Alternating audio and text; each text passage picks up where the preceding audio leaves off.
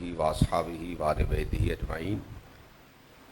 نبی پاک سید عالم نور مجسم صلی اللہ تعالیٰ علیہ وآلہ وسلم حضرت خدیجہ سے 4 صاحبزادیاں، اور ان 4 صاحبزادیوں کے جو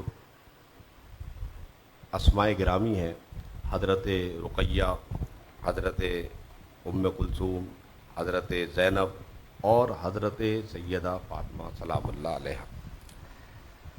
اس سے قبل حضرت علامہ صاحب کیا گفتگو کر کے گئے میں تو نہیں جانتا ہے، باتیں اگر ریپیٹ ہو جائیں تو بہرحال اس کے لیے میں سما خراشی کے لیے معذرت خواہ ہوں۔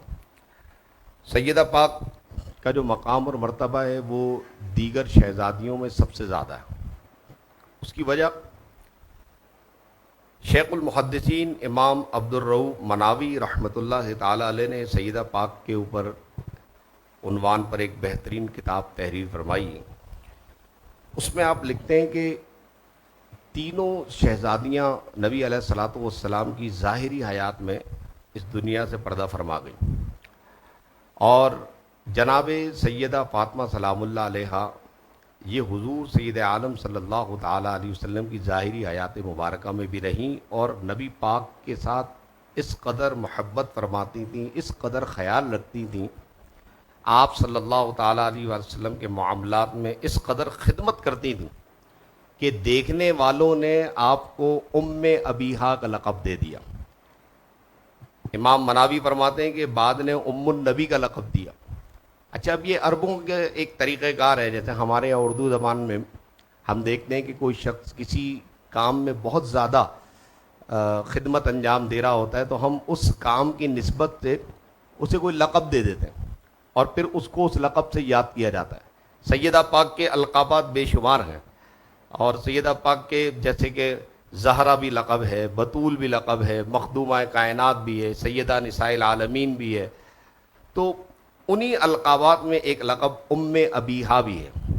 ام ابیہا یعنی اپنے باپ کی ماں۔ اس کہنے کا مطلب کیا ہے کہ جناب سیدہ پاک اس قدر نبی علیہ الصلوۃ والسلام کی خدمت انجام دیتی ہیں، اس قدر محبت کرتی ہیں جیسے کہ ایک ماں اپنے بچے کا خیال رکھتی۔ خود رسول پاک سید عالم صلی اللہ تعالیٰ علیہ وآلہ وسلم اپنی اس لاڈلی شہزادی سے، لاڈلی تو چاروں ہیں، شہزادیاں چاروں ہیں، لیکن اس کے ساتھ کچھ زیادہ کیوں ہے محبت؟ اس لیے کہ یہ حضور سید عالم صلی اللہ علیہ وسلم کی آگے نسل کے بڑھانے میں ایک سبب بنی۔ باقی صاحبزادیوں سے اولاد پاک نہ ہوئی، اور جو ہوئی بھی تو وہ انتقال کر گئی۔ سیدہ پاک کی اولاد جو ہے وہ بعد میں چلی، اور اسی سے حضور کا نسب چلا۔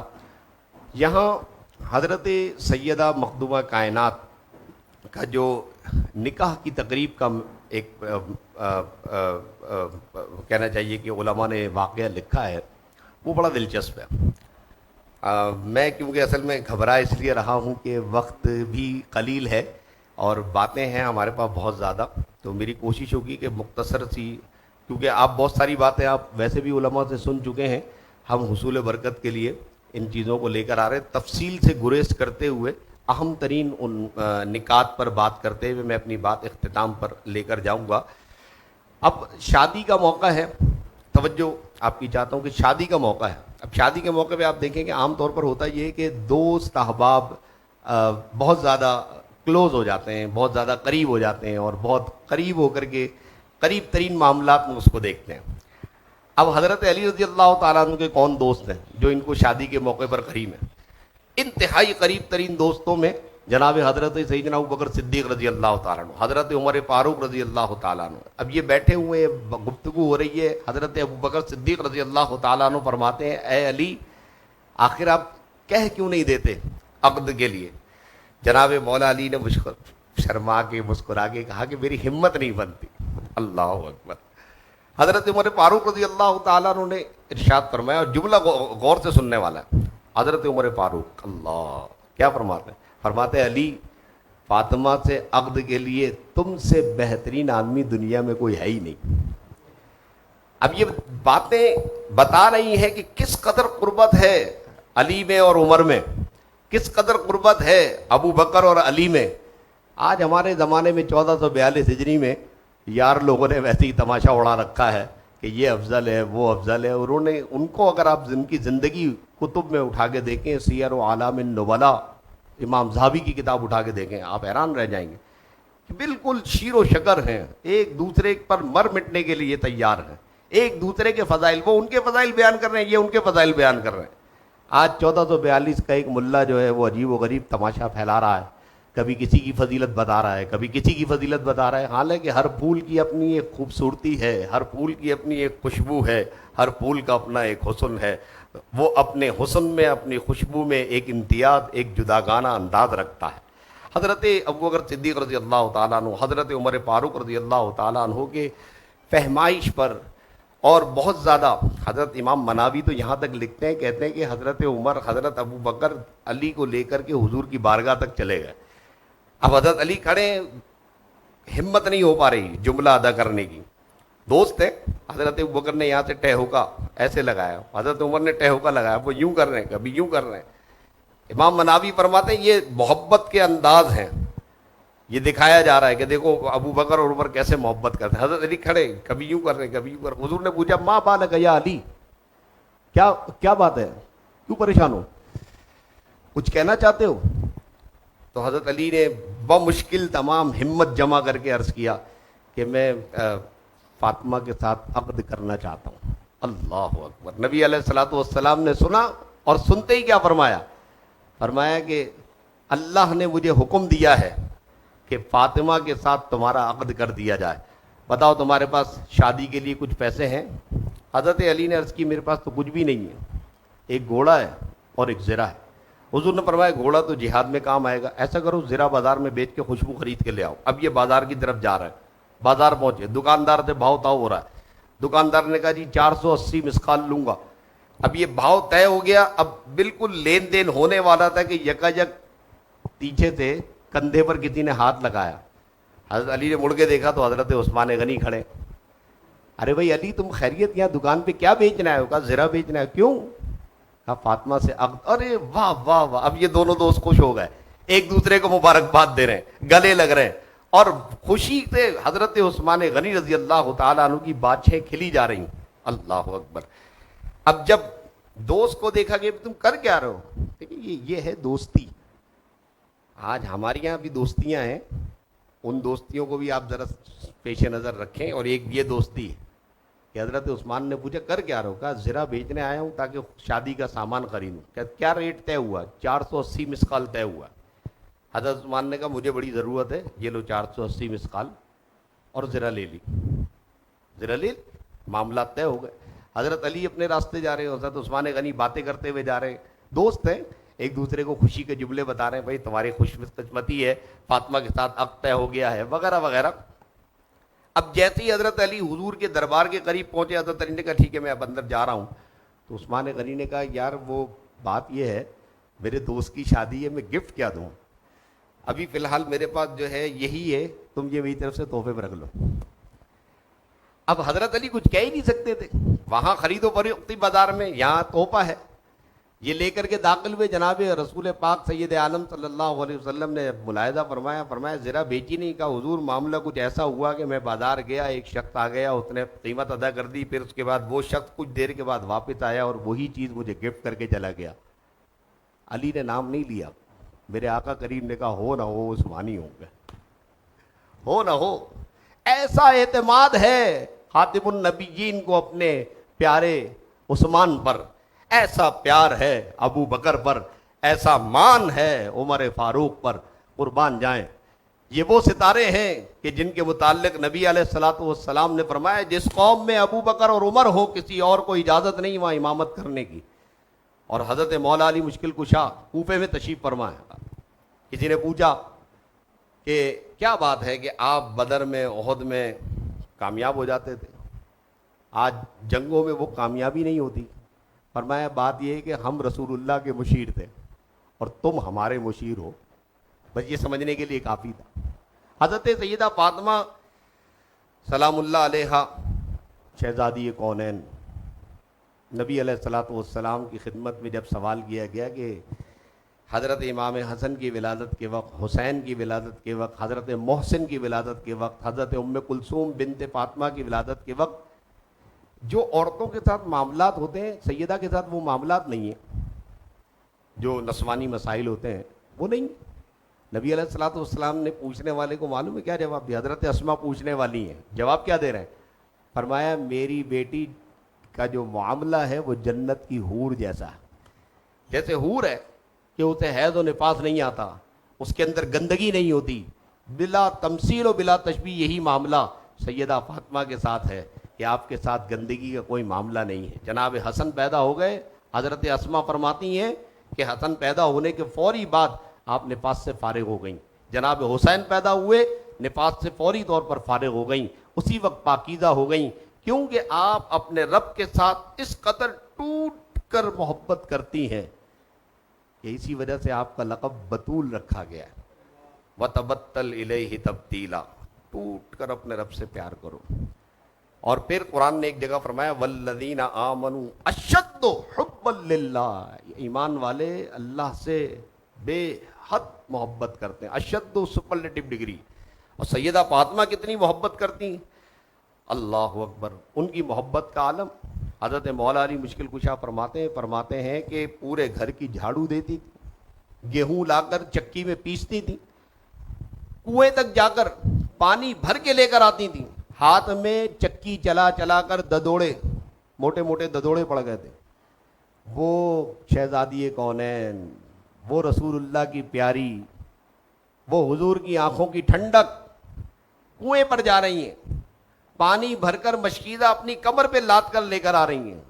میں کہتا ہوں ہماری آج کی مائیں اور بہنیں جنہیں دنیا جہان کی سہولتیں حاصل ہیں، خدا کی قسم سیدہ کی زندگی تو پڑھیں، آنکھ سے آنسو نہیں خون بہنے لگتا ہے کہ جن کے مناقب، جن کے فضائل، جن کی عظمت، جن کا مقام اور مرتبہ زمین اور آسمان کا پروردگار بیان کر رہا ہے، اس ذات عالی کا کام کیا ہے کہ مولا علی فرما رہے ہیں، ان کے شوہر فرما رہے ہیں کہ پورے گھر کی جھاڑو دیتی ہیں، گیہوں لے کر آتی ہیں، چکی پیستی ہیں، کنویں پر جاتی ہیں، پانی بھر کے لاتی ہیں، چولہا جلاتی ہیں، تو جب لکڑی کو آگ لگانے لگتی ہیں تو اس کے گرد و غبار سے چہرہ خراب ہو جاتا ہے، کپڑے گرد آلود ہو جاتے ہیں، لیکن مجال ہے کہ ماتھے پر ایک شکن جو آ جائے۔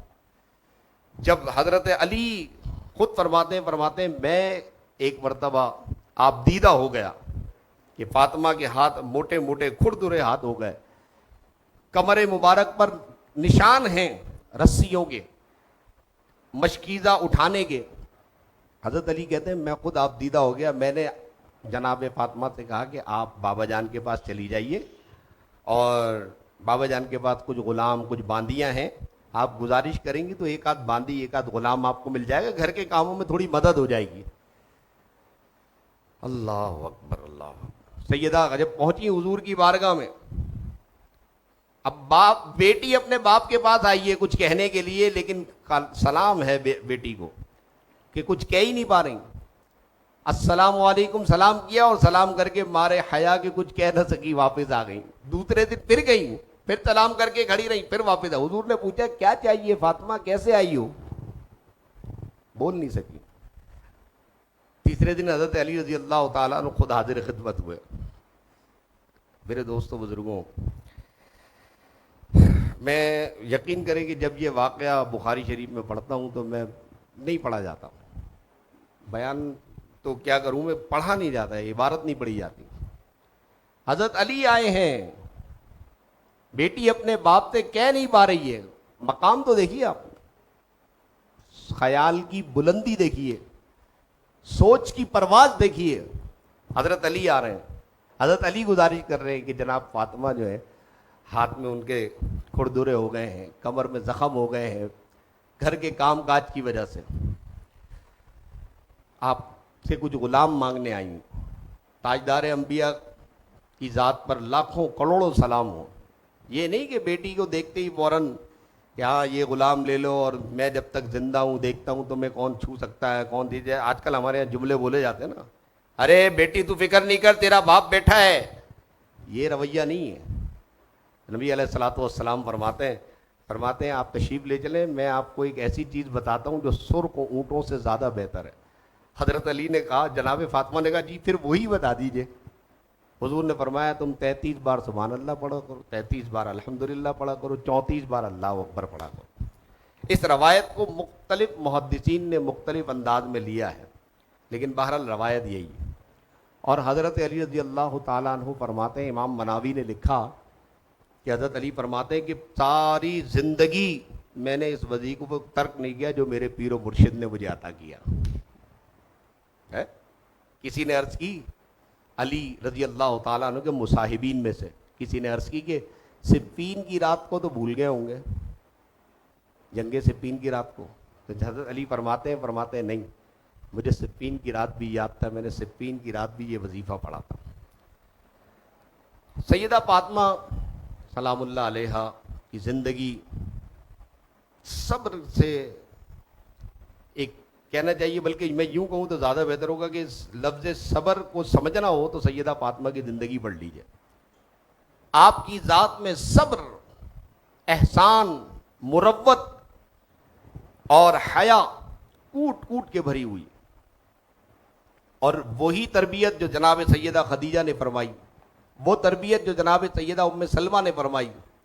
حضرت خدیجہ رضی اللہ تعالیٰ عنہ حضرت ام سلمہ کے بعد حضرت علی کی صحبت میں رہیں، گھریلو معاملات بھی نپٹا رہی ہیں، بچے بھی جن رہی ہیں، حضرت علی کی ضروریات بھی پوری کر رہی ہیں، گھر کے معاملات بھی پورے کر رہی ہیں، اور رات ہی رات کو اٹھ کے مصلے پہ کھڑے ہو کے اپنے رب کے ساتھ مناجات بھی کر رہی ہیں۔ آج ہماری مائیں بہنیں نمازیں بڑی آسانی سے چھوڑ دیتی ہیں، تراویح کی نماز بڑی آسانی سے چھوڑ دیتی ہیں، اور ایک چھوٹا سا بہانہ ہوتا ہے کہ مجھے کھانا پکانا تھا، مجھے بچے دیکھنے تھے۔ تو میں جب اپنے گھر کی خواتین کی یہ باتیں سنتا ہوں تو میں اکثر یہ سوال کرتا ہوں اپنے آپ سے، ان سے تو نہیں کہہ سکتا ظاہر ہے، اپنے آپ سے پوچھتا ہوں کہ سیدہ فاطمہ کی ذات کہ لکڑی لانا، پھر چولہے میں لگانا، پھر اس میں آگ لگانا، پھر لکڑی کو دہکانا، جلانا۔ آج تو سوئی گیس موجود ہے، سوئی گیس کھولیے آگ جل جائے گی، نلکا کھولیے پانی آ جائے گا، گیزر کھولیے گرم پانی آ جائے گا، اے سی کھولیے ٹھنڈی ہوا آ جائے گی۔ کون سی سہولت نہیں ہے آج ہمارے پاس، لیکن اس کے باوجود ہماری زبان سے شکر کے الفاظ ادا نہیں ہوتے۔ ہمارے گھروں میں میاں بیوی کے درمیان انبن ہے، خدا کی پھٹکار اور لعنت ہو ٹی وی کے ان ڈراموں پر اور ان فلموں پر کہ جنہیں دیکھنے کے بعد ہماری مائیں بہنیں اپنا دماغی توازن اور حواس کھو دیتی ہیں۔ وہ بھول جاتی ہیں کہ شوہر کا مقام کیا ہے، شوہر کا مرتبہ کیا ہے۔ چھوٹی چھوٹی سی بات پر ہمارے یہاں طلاق ہو جاتی ہے، ذرا ذرا سی بات کے اوپر بیوی روٹ کر اپنی ماں کے گھر چلی جاتی ہے۔ اور جب میں دیکھتا ہوں سیدہ کا کردار کہ سیدہ اس قدر مقام اور مرتبے والی، اس قدر عظمت والی، ارے حضرت علی رضی اللہ تعالیٰ عنہ ایک مرتبہ حضور کو اطلاع ملی کہ نکاح کرنے جا رہے ہیں قبیلہ شام میں، اور قبیلہ شام کے لوگوں نے کہا جی ہم اپنی بیٹی دینا چاہتے ہیں۔ اللہ اللہ، میرے آقا کریم صلی اللہ علیہ وسلم ممبر پر تشریف لائے اور آپ نے فرمایا جب تک کہ فاطمہ بنت رسول اللہ علی کے نکاح میں ہے، دوسرا نکاح علی نہیں کر سکتے۔ علی دوسرا نکاح اسی وقت کریں گے جب یا تو فاطمہ کو طلاق دے دیں تبھی دوسرا نکاح کر سکتے۔ الغرض سیدہ فاطمہ رضی اللہ تعالی عنہ کی زندگی ہمارے لیے بہت سارے ایسے انمول موتی رکھتی ہے جنہیں دیکھ کر پڑھ کر سمجھنے کی ضرورت ہے۔ اللہ تعالیٰ سیدہ کی قبر پر کروڑا کروڑ رحمت نازل فرمائے، اور اللہ تبارک و تعالیٰ ان کے صدقے وسیلے سے، سیدہ کے بچوں کے صدقے، ہمارے گھر والوں کو دین پر صحیح طور پر عمل کرنے کی توفیق عطا فرمائے۔ ہماری مائیں بہنیں جو اس وقت پروگرام میں ہمارے ساتھ شریک ہیں، اللہ پاک ہمیں ان کی برکتوں کے صدقے، ان کے طفیل خیر و برکتوں سے مالا مال فرمائے۔ اللہ تبارک و تعالیٰ کی بارگاہ عالی میں ہم انتہائی ادب کے ساتھ یہی عرض کریں گے کہ سیدہ کے درجات کو بلند فرمائے، سیدہ کی اولاد کے صدقے، سیدہ کے بچوں کے صدقے، حضرات حسنین کریمین کے صدقے ہم سب پر اپنی رحمتوں کا نزول فرمائے۔ آئیے وقت دعا ہے کہ اس وقت کوئی دعا رد نہیں کی جاتی، اللہ تبارک و تعالی اپنے بندے کے اس قدر قریب ہے کہ شہرت سے زیادہ قریب ہے. جو چیز مانگیں گے وہ ملے گی. آئیے ہم سب مل کر سیدہ کے وسیلے سے دعا کرتے ہیں. بسم اللہ الرحمن الرحیم. الحمد للہ رب العالمین والصلاة والسلام علی سید الانبیاء والمرسلین. اللہم صلی وسلم وبارک علی سیدنا و مولانا محمد معدن الجود والکرم وآلہ واصحابہ وبارک وسلم. صلاۃ و سلام علیک یا سیدی یا رسول اللہ. اللہم ربنا تقبل منا انک انت السمیع العلیم وتب علینا یا مولانا انک انت التواب الرحیم. اللہم ربنا اغفر لنا ولاخواننا الذین سبقونا بالایمان. اے رب کریم، حضرت سیدہ فاطمہ زہرا سلام اللہ علیہا کی تربت اطہر پر اپنی رحمت و رضوان کے بے شمار پھول نچھاور فرما. ان کے درجات کو بلند و بالا فرما. مولا کریم سیدہ کے بچوں پر اپنا رحم و کرم نازل فرما. سیدہ کی اولاد پر اپنا رحم و کرم نازل فرما. کربلا والوں پر اپنا رحم و کرم نازل فرما. سیدہ کے صدقے، سیدہ کے بچوں کے صدقے ہمارے والدین، ہمارے اساتذہ کرام کی بخشش و مغفرت فرما. ہمارے گھر والوں کی بخشش و مغفرت فرما. حضرت سیدہ مخدومہ کائنات سیدہ نساء العالمین کی زندگی پڑھ کر اپنی زندگی کو ان کی زندگی کے مطابق گزارنے کی ہمیں سعادت عطا فرما. ہمیں تھوڑے پر راضی کر دے، ہمیں قناعت پسند بنا دے، ہمیں توکل کرنے والا بنا دے. اے رب کریم، دنیا کی چکا چوند کے پیچھے جس طریقے سے ہم اندھے ہو کر بھاگے جا رہے ہیں، اے کریم سیدہ کے صدقے ہمیں آنکھیں عطا فرما دے. اس زندگی کی حقیقت سب بتا دے. یہ کھیل کود کی زندگی ان قریب ختم ہونے والی ہے. ہمیں تقوی، پرہیزگاری اختیار کرنے کی توفیق عطا فرما دے. اے رب کریم سیدہ کے صدقے ہمیں روحانی جسمانی صحت عافیت عطا فرما دے. کرونا وائرس کے پھیلاؤ کی وجہ سے ساری دنیا میں مسلمان پریشان ہیں. مولا کریم پاکستان میں بھی مسلمان پریشان ہیں. ہمیں کرونا وائرس سے بھی نجات عطا فرما دے. روحانی جسمانی عافیت عطا فرما دے. حضور سید عالم صلی اللہ علیہ وسلم کی ناموس کے لیے ہمیں اپنا کردار ادا کرنے کی توفیق عطا فرما. جس طرح حضرت سیدہ فاطمہ سلام اللہ علیہا کی زندگی کا یہ مشہور واقعہ ہے کہ جب حضور سید عالم صلی اللہ علیہ وسلم کعبۃ اللہ شریف میں سجدے میں ہیں، کسی بدبخت نے اونٹ کی اوجڑی لا کے ڈال دی. سیدہ فاطمہ آئیں، آپ نے وہ اونٹ کی اوجڑی اٹھا کر کے پھینکی اور پھر کہا کہ تم ایک شخص کو صرف اس لیے ستاتے ہو کہ وہ تمہیں ایک اللہ کی طرف بلاتا ہے. سیدہ نے اپنی زندگی میں ناموس رسالت کا تحفظ کر کے ہمیں سبق دیا کہ ہمیں بھی تحفظ ناموس رسالت کے لیے آگے بڑھنا چاہیے. یہ دور ایسا ہے کہ اس دور میں سب سے بڑی عبادت حضور سید عالم صلی اللہ علیہ وسلم کی ناموس، تحفظ ناموس کے لیے خدمت انجام دینا ہے. اے کریم، اے اللہ، ہم سے حضور کی ناموس کے لیے خدمت لے لے. ہمارے گھروں میں برکتیں عطا فرما دے، ہمارے بچوں کو برکتیں عطا فرما دے، ہماری اولاد نسلوں کو حضور سید عالم صلی اللہ علیہ وسلم کا عاشق بنا دے. اس ہمارے جناب محترم شاہ رخ قادری صاحب نے جو اہتمام کیا دین کی آگاہی کے لیے، دین کے پیغام کو دوسروں تک پہنچانے کے لیے، اے پروردگار سیدہ کے صدقے اس کو قبول فرما لے. سیدہ کے صدقے اس کو قبول فرما لے. ہمارے شاہ رخ بھائی کو، ان کے گھر والوں کو، ان کے بھائی بہنوں کو خوب برکتیں عطا فرما. ان کے والدین کی بخشش و مغفرت فرما. اور جو بھی اس فیض مدینہ نعت کونسل ٹیم کے جتنے بھی اراکین ہیں، کیمرہ مین ہیں، لائٹ لگانے والے، ایکو ساؤنڈ لگانے والے، سب بھائیوں کو اللہ پاک خیر و برکت سے مالا مال فرما دے. یا رب کریم، قیامت کے دن حضور کی بارگاہ میں یہ عمل ہمارا پیش ہو تو شفاعت کا ذریعہ بنا دے. اے کریم، قبر میں، حشر میں، میدان محشر میں، ہر جگہ رسول پاک صلی اللہ علیہ وسلم کی شفاعت سے بہرمند فرما. ربنا تقبل منا انک انت السمیع العلیم وتب علینا یا مولانا انک انت التواب الرحیم. اللہم ربنا وارحمنا فانک خیر الراحمین. اللہم ربنا لا تزغ قلوبنا بعد اذ ہدیتنا وہب لنا من لدنک رحمہ انک انت الوہاب. ان اللہ وملائکتہ یصلون علی النبی یا ایہا الذین آمنوا صلوا علیہ وسلموا تسلیما. اللہم صل علی سیدنا ومولانا محمد معدن الجود والکرم وآلہ وصحبہ وبارک وسلم.